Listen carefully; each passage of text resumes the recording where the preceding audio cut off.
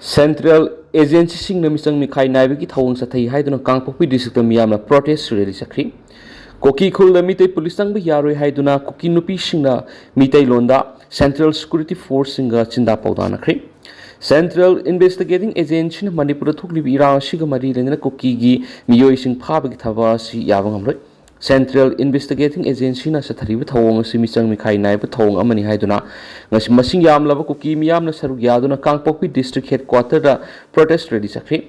Committee on Tribal Unity Kotuna Sinduna Masingam Lava Kuki Miyam na Saruyad Satakiba protest rally do Ngarang Ayupung Mapantaba Matamdagi Hautun Namidung Matungpung Amataba Paustaki. Protest rally do Kuki Nupi Sing na Mang Tabakalo in the Tuan was CSO Village Sip Amadi, District the Labor Tuan Organization Kia Gimio Kia Suryaki. Tuna Masing Yam Lava Miyam na Kangpopi District Deputy Commissioner Office Tamna Satuna Union Home Minister Amit Shah address Toba Memorandum Amam Dishiki Kutana Pishinki Amarum Dana Sandal District is Sakpi Karong Subdivision Gi Manung Sanba Thinkang Pai Kuki Kulda Meetei Policing Sang Bayaro Heraduna Kuki Nupi Sing na Meeteilon Meetei Police ka Punna Lakmina Kiba Central Security Force ka akan mamong na sinda paodanakre. Thaudo oji hawkiba say English ngani kungo humdagi me humdagi tholakiba Manipur crisis asigi manungsana say dugi jun thada hairiba kuki khulasi thokiba irang na maram oiduna matam sangna kunjasina khul adubu matam sangna thadoktuna lanjener ruraba matung handak ikui kuidringai amu hana khul adugi kunjasina masagi khul laktuna kunda laitanaba hotnaringai Central Security Force amadi Meetei Police na law and order ngaknana ba Thinkang Pai khul tamna sangshilubada bapamadura leba Kuki Nupi sing thinglakibana hairi Kuki Nupi sing aduna Central Security Agency sing the Kanage Ayaba Yaroga Meetei Police sing su Mapamasi the Lakpano Haina Asawa Pungdokuna Central Security Force ka chinda paodanaki hairi Amarum dana Meetei amadi Kuki MLA sing the Togdang Lauduna Ingtapa Hanjilang na Bahonagadavani WMC Hawkiba say English singani ka kungo humdagi me humnigi hawrakiba sahi ani Hanjilaglabi Irang Sibulushinduna Lamdamasi the Ingtapa Hanjilang Nabagi Mapung Oiba Togdang Meetei amadi Kuki gi Lady MLA sing Hotnagadavani Haina Wall Meetei Council WMC na Thadorak Pachiro Namna Khalakli Amarum dana BJP ki Thambal Sanglin the MLA Anigna BJP ki President Unoduna Wari Sanakre Akupa Marol Mampuna Abdel Ngaminasi Manipur top channel gi mai kaidigi nupi khunai ni hiram ayamara saruk yarabasu decision making gi lamdari khara sothari hais Sudhir Kumar lamdam asigi nupi khunai ni hiram ayamara saruk yarabasu decision making gi lamdari khara sothna lairi haina Manipur University gi Center for Study of Social Inclusion gi director Professor Hais Sudhir Kumar na phongdokri Maharaj Buddha Chandra College amas Manipur University gi Center for Study of Social Inclusion na sinduna ngarang Women's Empowerment and Social Inclusion haiba theme da Maharaj Buddha Chandra College haiba theme da pangdokiba consultative workshop hawdokpagi thoramda Professor Hai Sudhir Kumar wafam asi phongdokladuna makhatana phongdokibada khunai ama natragana laiba ama chokhatpada nupa nupi ani thongmanana satminabagi tangai patabale nupi sing empower tawdrabadi manglomna sanction mangamloi maram aduna nupa nupi ani mak thongmanana satminaba ngamnabagi panamda women's reservation sing bawafam sing asi lakibani State asigi oina yengbada lamdam asigi nupi khunai ni hiram mayamada saruk yaraga satli adubo state asi sakhotpa maikaida sanction gi hairabadi decision making gi lamasida su nupi sing mangjil thana ba honagadabane nupi gi lusing ba masing yama tholakliba makai khunai asida awono propangam maram aduna nupa nupi ani mak thong manana satmina gi haiba tarabadi nupi sing empower tawbusi yamna mathau taba mani haina phongdokhi thawramaduga mari ledana Center for Study of Social Inclusion gi Associate Professor Dr. Thiam Baran Hakibada Thauramasi Tungan College sing kusamnaraga pangthoknaba University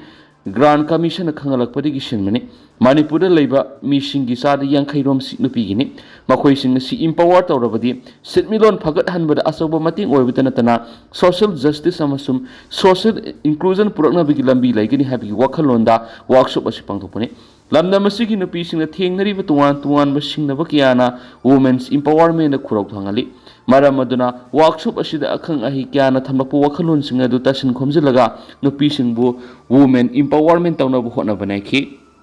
nungairaba paujel Bio 360 NEET Success Center ki second best NEET Biology regular course plus test series ki admission hauzari NEET 2025 ta mark sahum natragana sahumgi matak fangkiba satra sing amasum IDP students sing goina akhanaba offers pizari special feature khara hairabada regular test series printed study materials, affordable tuition fees, PYQs, amasum expert curated question analysis ni khudong sabasing asi lobi hau lakli bazun gi tang kuntra English ngani ga kunga manga dagi class haujaragani akupa marol gi dama haujumak pau phobirau khogi contact number di 8575587677 natragana khogi address hodam lerak masin opposite Kaisampat oil pump da lakpiduna akupa marol khangbiu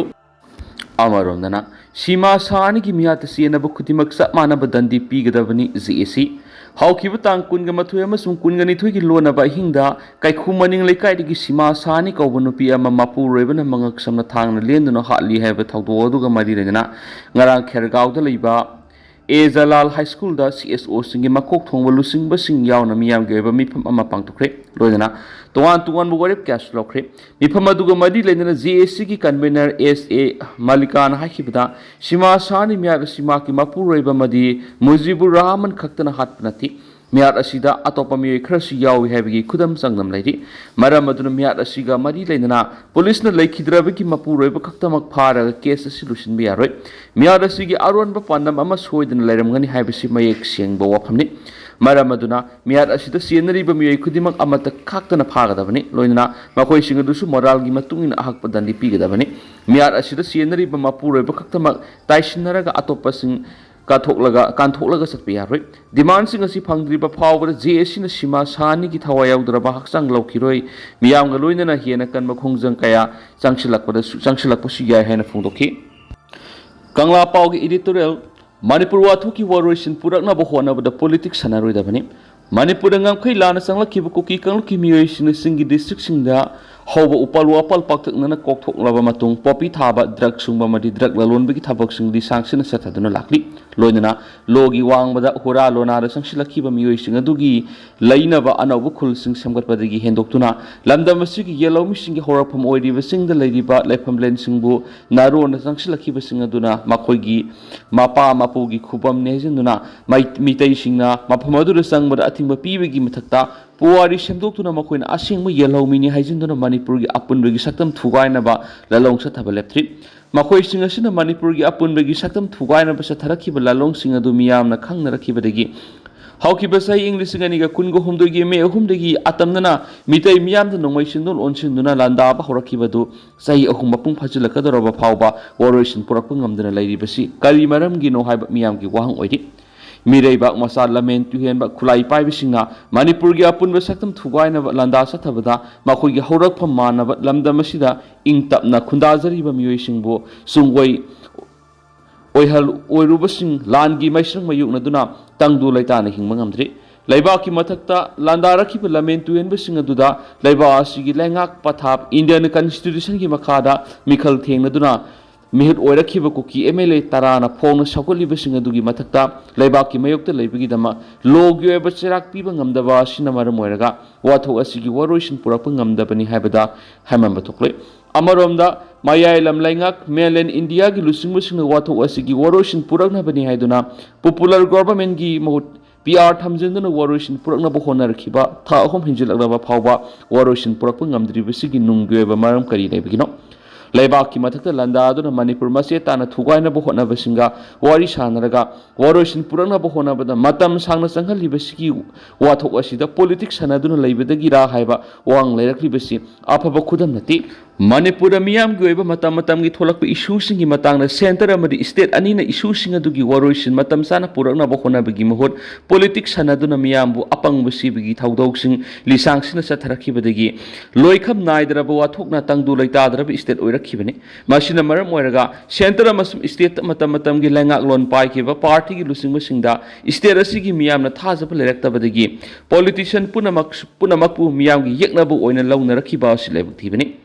Politician haibisi laiba amadi miyamgi punsi ngak senba miyamgi ihul khangba amasum sakhotpa tangdu leitaba puraknaba lusingba singni makhoigi kathokpa miyambu thamoi sengna nungsiba ngamba adugidama miyamna makhoibu awang mathakta ikai khumnabu unaribani asengba politician amadi asengba lusingbagi matik mayai sendaba singna miyambu makhoigi phambalgidama khulai oina sisinabagi thawng sa tharakpa matamda adugumba politician singju miyamgi yeknabani haina lawi ꯑꯁꯤꯒꯨꯝꯕ ꯃꯈꯜꯒꯤ ꯄꯣꯂꯤꯇꯤꯁꯤꯌꯟꯁꯤꯡ ꯑꯁꯤꯅ ꯃꯤꯌꯥꯝꯒꯤ ꯌꯩꯐꯅꯕ ꯈꯟꯕꯒꯤ ꯃꯍꯨꯠ ꯃꯤꯌꯥꯝꯒꯤ ꯃꯥꯌꯣꯛꯇ ꯂꯩꯔꯛꯄꯗꯒꯤ ꯂꯩꯉꯥꯛꯄ ꯑꯃꯗꯤ ꯃꯤꯌꯥꯝ ꯑꯅꯤꯒꯤ ꯃꯔꯛꯇ ꯃꯨꯛꯅꯕꯁꯤꯡ ꯊꯣꯛꯂꯛꯇꯨꯅ ꯁ꯭ꯇꯦꯠ ꯑꯗꯨ ꯋꯥꯊꯣꯛ ꯂꯥꯟꯊꯣꯛ ꯃꯤꯀꯞ ꯃꯤꯔꯥꯎ ꯈꯣꯜꯇꯅ ꯅꯥꯀꯣꯡ ꯁꯤꯡꯖꯥ ꯌꯩꯕ ꯑꯣꯏꯔꯤ ꯃꯁꯤꯗ ꯅꯠꯇꯅ ꯂꯩꯉꯥꯛꯄ ꯑꯃꯗꯤ ꯃꯤꯌꯥꯝ ꯑꯅꯤꯒꯤ ꯃꯔꯛꯇ ꯃꯨꯛꯅꯕꯁꯤꯡ ꯊꯣꯛꯂꯛꯇꯨꯅ ꯆꯥꯎꯈꯠꯄꯒꯤ ꯃꯥꯏꯀꯩꯗ ꯈꯨꯃꯥꯡ ꯆꯥꯎꯁꯤꯟꯍꯟꯕ ꯉꯝꯗꯕꯗꯒꯤ ꯇꯪꯗꯨ ꯂꯩꯇꯥꯗꯕ ꯑꯣꯏꯔꯛꯏ ꯍꯧꯖꯤꯛ ꯃꯅꯤꯄꯨꯔꯗ ꯊꯣꯛꯂꯤꯕ ꯀꯨꯀꯤ ꯑꯃꯁꯨꯡ ꯃꯤꯇꯩ ꯑꯅꯤꯒꯤ ꯎꯪꯈꯠꯅꯕꯒꯤ ꯋꯥꯊꯣꯛ ꯑꯁꯤ ꯂꯩꯉꯥꯛꯄꯁꯤꯡꯅ ꯂꯤꯁꯥꯡꯁꯤꯟꯅ ꯁꯣꯏꯔꯛꯈꯤꯕꯒꯤꯗꯤ ꯑꯣꯏꯔꯛꯈꯤꯕꯅꯤ ꯂꯧꯏ ꯂꯥꯟ ꯇꯧꯕ ꯃꯇꯝ ꯑꯗꯨ ꯀꯩꯗꯧꯉꯩꯗ ꯇꯪꯗꯨ ꯂꯩꯇꯥꯕ ꯑꯣꯏꯔꯣꯏ ꯂꯥꯟꯒꯤ ꯋꯥꯔꯣꯏꯁꯤꯟ ꯄꯨꯔꯛꯅꯕ ꯍꯣꯠꯅꯕꯗ ꯌꯦꯛꯅꯕꯗ ꯀꯣꯛ ꯅꯣꯜꯂꯕꯗꯤ ꯃꯗꯨ ꯃꯥꯏꯊꯤꯔꯕꯅꯤ ꯍꯥꯏꯕ ꯀꯪꯂꯥ ꯄꯥꯎꯒꯤ ꯏꯗꯤꯇꯣꯔꯤꯌꯦꯜ ꯊꯝꯖꯔꯤ ꯑꯗꯨꯒ ꯇꯦꯟꯇꯛꯅ ꯁꯨꯝꯅ ꯃꯌꯥꯝꯗ ꯊꯝꯖꯒꯦ ꯍꯧꯖꯤꯛ ꯑꯣꯏꯅꯗꯤ ꯃꯌꯥꯝ ꯄꯥꯎꯁꯤꯁꯨ ꯃꯇꯥꯡ ꯑꯁꯤ ꯂꯣꯏꯁꯤꯟꯖꯔꯒꯦ ꯑꯃꯁꯨꯡ ꯃꯈꯥ ꯇꯥꯕ ꯑꯅꯧꯕ ꯑꯞꯗꯦꯠ ꯃꯌꯥꯝ ꯄꯨꯟꯅ ꯉꯥꯏꯃꯤꯟꯅꯁꯦ ꯍꯥꯏꯅ ꯆꯦꯅꯦꯜ ꯑꯁꯤꯒꯤ ꯃꯥꯏꯀꯩꯗꯒꯤ ꯊꯝꯖꯔꯤ